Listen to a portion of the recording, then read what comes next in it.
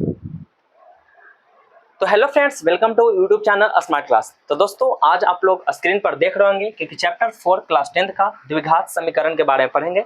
Chapter start करने से मित्र, सबसे पहले आप लोग को ये नॉलेज रखना होगा कि इसके अंतर्गत कौन कौन से फॉर्मूले आते हैं और इसके अंतर्गत क्या क्या पढ़ना आता है। अक्सर बहुत सारे वीडियो में देखे होंगे कि डायरेक्टली चैप्टर स्टार्ट हो जाता है, जिससे बच्चे को परेशानियां होती है। डायरेक्ट चैप्टर स्टार्ट करने से पीछे का जो बेसिक होता है वो मजबूत हो नहीं पाता है। तो सबसे पहले इस वीडियो में अगर आप बने हुए हैं तो लास्ट तक वीडियो को देखिएगा, क्योंकि इस वीडियो में सबसे पहले हम उस स्तर को जानने की कोशिश करेंगे कि बच्चे किस स्तर पे पहुंचना चाह रहे हैं। तो आप लोग वीडियो को लास्ट तक जरूर देखिएगा और चैनल पे पहली बार है तो इसको सब्सक्राइब भी जरूर कर लीजिएगा, क्योंकि जब तक घर बनाने में अगर नींव को मजबूत नहीं रखेंगे तब तक आपका मकान काफी मजबूत नहीं बन सकता। उसी प्रकार अगर मैथ के पहले बेसिक को अगर आप लोग नहीं जान पाओगे, बेसिक को ताकतवर नहीं बनाओगे, तो मैथ आपको कठिनाइयां जैसे लगेगी और आपको बाद में लगेगा कि मैथ कितना हार्ड होता है। बिल्कुल मैथ हार्ड नहीं है, बस उसका पकड़ने का और पढ़ने का तरीका बिल्कुल सही होना चाहिए। तो देखिए, इस प्रकार से पहले यहाँ पे हम छोटा सा जो भी मैथ के अंदर फार्मूला है उसको जानेंगे, और इस वजह से जानने के बाद हम बारी बारी से पहले फार्मूला पर कुछ क्वेश्चन करवाएंगे। डायरेक्टली चैप्टर नहीं पहुंचेंगे। डायरेक्टली चैप्टर पहुंचने से होता है कि बच्चा डायरेक्ट चैप्टर बना रहा है और बेसिक कमजोर है। तो पहले हम इसी फार्मूला को, सब फार्मूला से पहले हम उस पे क्वेश्चन को करवाएंगे, और क्वेश्चन करवाने के बाद आपका चैप्टर स्टार्ट हो जाए। क्योंकि क्वेश्चन जब करवा देंगे तो इससे चैप्टर आप लोग खुद पे खुद बना सकते हो।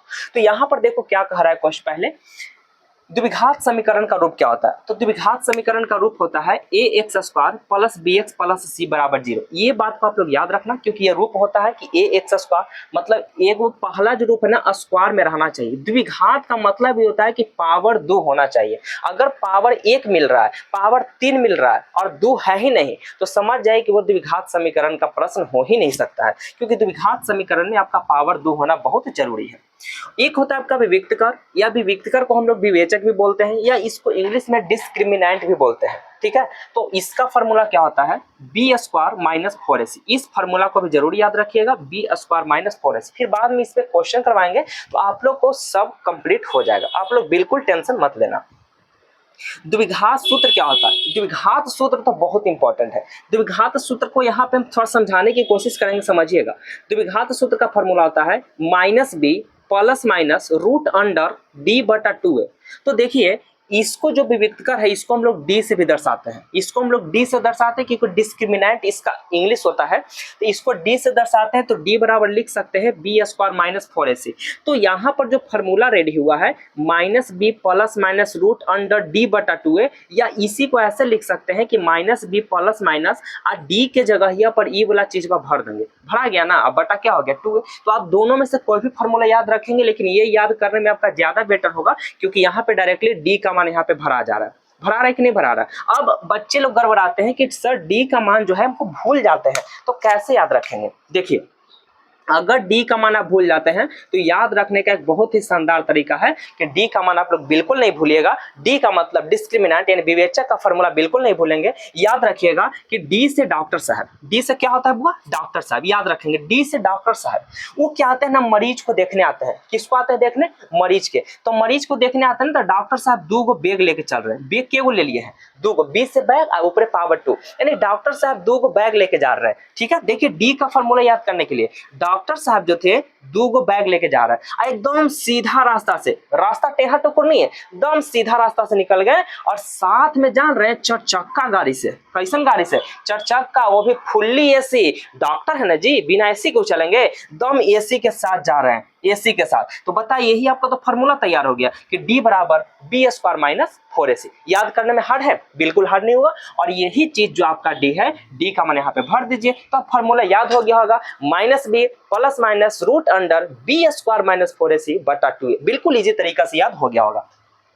अब आप लोग मूलों की प्रकृति देखिए। मूलों की प्रकृति में क्या होता है? ये आपका विविक्तकर लिखा हुआ है, ये आपका मूलों की प्रकृति है। तो इसमें आप लोग समझिए कि क्या होता है। सबसे पहले इसको हम थोड़ा सा मिटा देते हैं, है ना, नीचे लिखा हुआ था समझाने के लिए, तो इसको थोड़ा सा हम इसको मिटा देते हैं। यहाँ पे देख सकते हो बी स्क्वायर माइनस 4ac और ग्रेटर देन 0, मतलब 0 से बड़ा रहेगा। ई कहने का मतलब कि डी जो है ना 0 से बड़ा रहना चाहिए।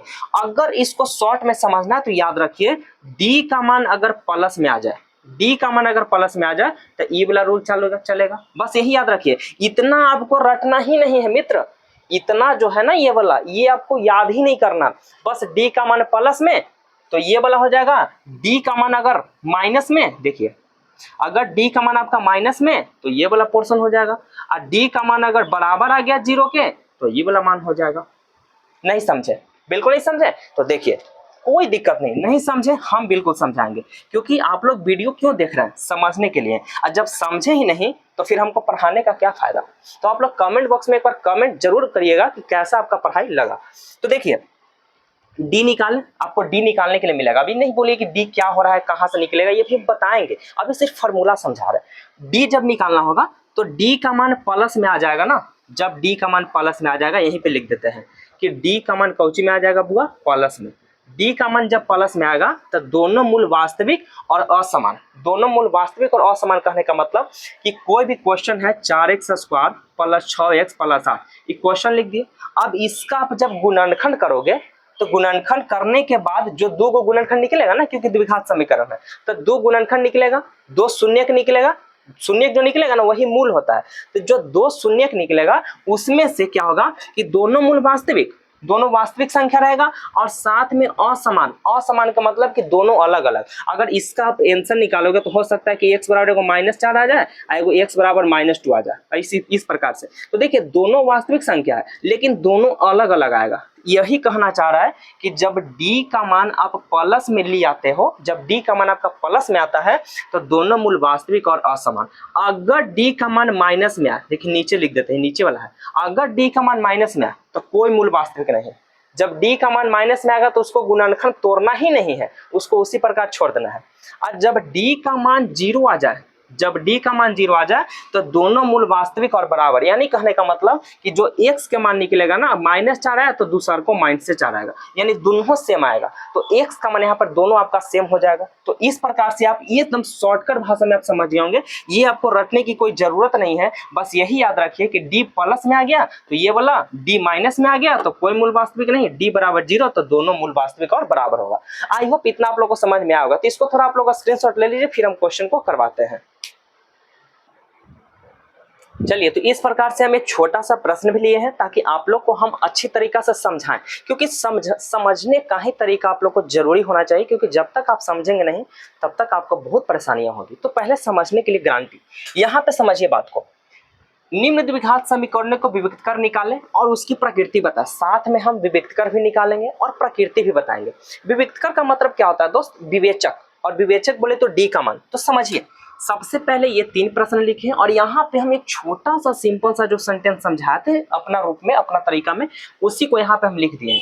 वो आपको याद नहीं करना है कि b² - 4ac ग्रेटर देन 0 तो क्या होगा, b² - 4ac स्मॉलर देन 0 तो क्या होगा, ये सब आपको याद ही नहीं रखना। बस ये याद रख लो, आपका कंप्लीट हो जाएगा। देखो कैसे कंप्लीट आपका होता है। सबसे पहले प्रश्न है 3x² - 2x - 1 बराबर 0।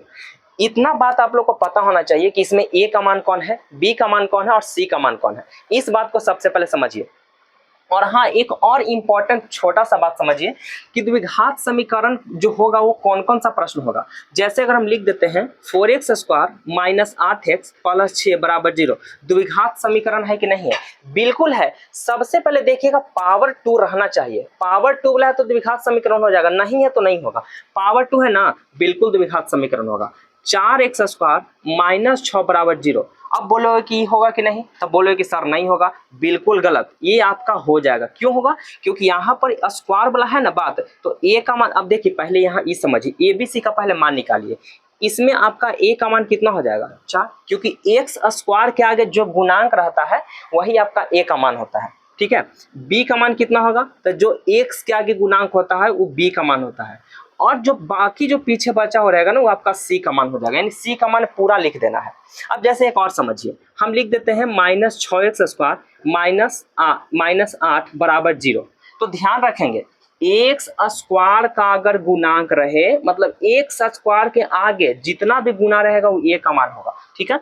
और x का गुणांक, x के आगे जो भी गुना रहेगा वो b का मान होगा। इस बात को समझिए। अब बाकी जो लास्ट में अचर पद जितना रहेगा, अचर पद जो रहेगा वो आपका c का मान हो जाएगा। इसके तरीका से अब समझिए, यहाँ पर हम पूछेंगे ए का मान आप बताइए, बी का मान बताइए, सी का मान बताइए। ठीक है, तो ए का मान कौन होगा दोस्त, जो एक्स स्क्वायर का गुणांक होगा। तो ठीक है, एक्स स्क्वायर का गुणांक कितना, -6, तो ए का मान आपका -6 हो जाएगा। चलिए बी का मान कौन होता है, एक्स का गुणांक, जो एक्स का गुना होगा ना बी का मान। तो लीजिए इसमें तो एक्स वाला है ही नहीं है, जब एक्स वाला नहीं ना तो बी का मान कितना हो जाएगा, 0 हो जाएगा, इसको जरूर याद रखिएगा। और सी का मान कितना होगा, जो अचर पद होगा, जो बचा हुआ, तो ये आपका सी का मान -8 हो जाएगा।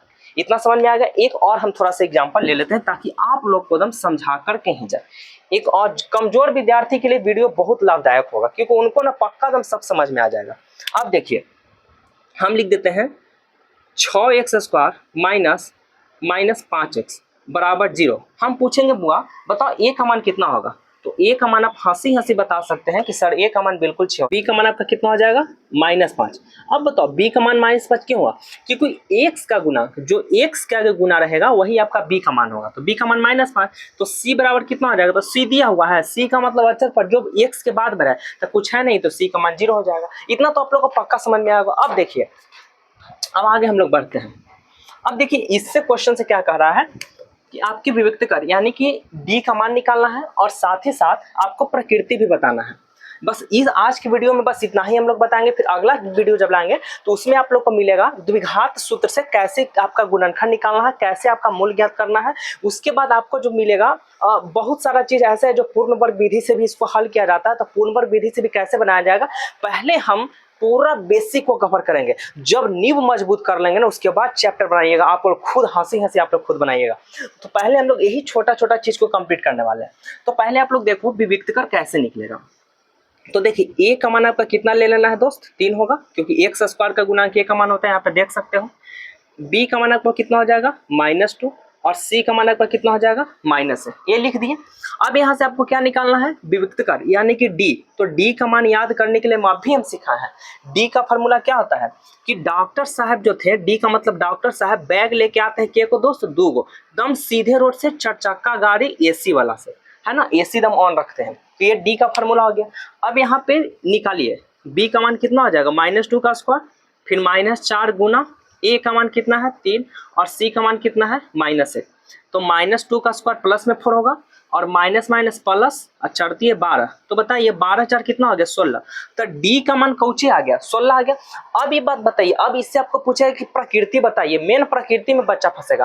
तो आप यहाँ पे समझ गए होंगे कि डी का मान आया वो प्लस में आया है, आ रहा है ना। तो जब डी का मान प्लस में आया तो यहाँ पे देख सकते हो लिखा गया है कि जब डी का मान प्लस में आया तो दोनों मूल वास्तविक के असमान। तो इसको प्रकृति में क्या लिखेंगे, प्रकृति में लिख देंगे वो वाला बात कि दोनों मूल वास्तविक एवं असमान, ये वाला। ठीक है, कैसे, क्योंकि देखिए डी का मान बड़ा है ना, डी का मान प्लस में जो रहेगा वो बड़ा होता है। अगर इसको इक्वेशन के साथ लिखना था तो कैसे लिख सकते थे, b² - 4ac जो है बड़ा है किससे, 0 से, है ना, 0 से बड़ा। देखिए क्योंकि ये 0 हो जाएगा और इधर सब जाएगा तो प्लस में, इधर सब जाएगा तो माइनस में, तो 0 से इधर सब गया हुआ है ना, देखिए 16 है तो इधर ही है ना, तो 0 से बड़ा है।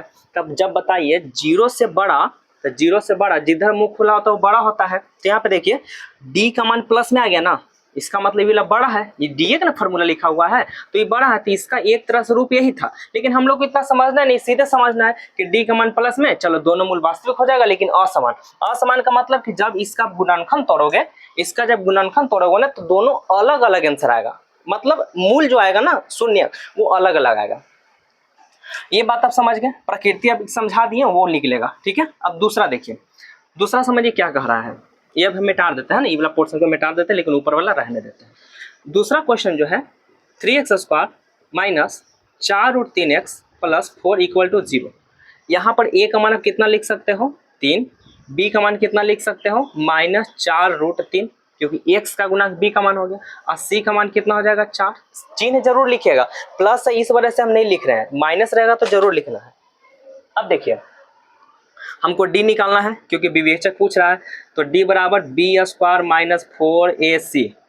तो b का मान है -4√3 का स्क्वायर, फिर -4 गुना a के जगह 3 और c के जगह 4। जब इसका आप स्क्वायर करोगे तो -4 का स्क्वायर प्लस में 16 होगा और √3 का स्क्वायर सिर्फ 3 होगा, है ना। रूट में जितना का स्क्वायर पूछेगा वही हो जाएगा। √5 का स्क्वायर पूछेगा तो 5 हो जाएगा। √16 का स्क्वायर पूछेगा तो सिर्फ 16 होगा। √111 का स्क्वायर पूछेगा तो सिर्फ 111 हो जाएगा। यही होता है रूट में स्क्वायर पूछेगा। तो बताइए √3 का स्क्वायर 3 और 4 के स्क्वायर है ना, ये रूट में नहीं है तो 4 के स्क्वायर 16 और √3 के स्क्वायर 3 तो 16 तिया 48। ठीक है, 16 ते क्या हो गया 48 अब माइनस 4 तिया 12 चौके 48। अब बताइए 48 कट के क्या आ गया 0। तो देखिए तो डी केकर बराबर है 0 के। तो जब डी 0 के बराबर है तो इसका प्रकृति क्या हो जाएगा, दोनों मूल बराबर होंगे। तो प्रकृति दे करके लिखेंगे कि दोनों मूल बराबर होंगे। दोनों मूल बराबर कहने का मतलब कि जब इसका आप गुणनखंड तोड़ोगे, आगे वाला क्लास में फिर हम बताएंगे, जब इसका आप गुणनखंड तोड़ोगे तो गुणनखंड तोड़ने के बाद जो नीचे 2 शून्य का आएगा ना दोनों सेम आंसर आएगा। ठीक है ना, यही कहना चाह रहा था। तो ये दो अगर आप लोग स्क्रीनशॉट लेना चाहते हैं तो ले सकते हैं, क्योंकि आप लोग जरूर स्क्रीनशॉट ले लेकर रख ले रहिए ताकि आप लोग को काम आए। चलिए ले लिए होंगे। अब हम चलते हैं तीसरा क्वेश्चन। तीसरा क्वेश्चन आपसे क्या कह रहा है, ध्यान से देखिएगा। एकदम पूरा चैप्टर को आप लोग एकदम धीरे धीरे खत्म करेंगे, बस आप लोग धैर्य बना के रखिएगा। तीसरा का देख सकते हो कि ए का मान आपका कितना हो जाएगा 2, बी का मान आपका कितना हो जाएगा 4 और सी का मान आपका कितना हो जाएगा 3 हो जाएगा। यहाँ पर डी निकालिए क्योंकि विविक्तर आपका पूछ रहा है। तो डी बराबर b² - 4ac। बी का मान कितना है 4, तो 4 का स्क्वायर माइनस 4 गुना ए, तो ए की जगह 2 और सी की जगह कितना 3, तो 4 का स्क्वायर 16, 4 दूनी 8 = 24। अब 24 में से 16 जाएगा तो -8। अब देखिए डी का मान कोची में आ गया माइनस में। अब इसका प्रकृति पूछेगा तो सिंपल सी बात यहाँ लिखा हुआ है कि जब डी का मान माइनस में है तो कोई मूल वास्तविक नहीं होगा। इसका मतलब गुणनखंड ही नहीं टूटेगा, गुणनखंड ही नहीं तोड़ना। आई होप आज का क्लास आपको बिल्कुल समझ में आएगा। एक बार प्लीज कमेंट बॉक्स में कमेंट जरूर कर दीजिएगा और आप लोग चैनल पे पहली बार तो इसको सब्सक्राइब दे करके आप लोग सपोर्ट जरूर कीजिए, क्योंकि आप लोग के लिए हम आगे अग्रसर रहेंगे और आप लोग के लिए वीडियो बनाते रहेंगे ताकि आप लोग को मैथ में परेशानियां बिल्कुल नहीं, क्योंकि पहले जड़ को मजबूत करेंगे उसके बाद हम आगे वाले महल को कंप्लीट करेंगे। तो बस लास्ट तक वीडियो में बने रहिएगा। जब भी वीडियो बनेगा आप लोग लास्ट तक सपोर्ट करिए और सहयोग करिए। तो यहाँ पर आप लोग को जितना भी थे कंप्लीट करा दिए। अगले क्लास में हम लोग आएंगे द्विघात सूत्र की सहायता से गुणनखंड निकाले और फिर हम लोग चलेंगे पूर्ण वर्ग विधि द्वारा गुणनखंड निकाले। तो गुणनखंड अभी 2-3 तरीका से निकालने का बताएंगे। तो बस आज के लिए इतना ही, मिलते हैं अगले क्लास में, तब तक के लिए बाय बाय, टेक केयर।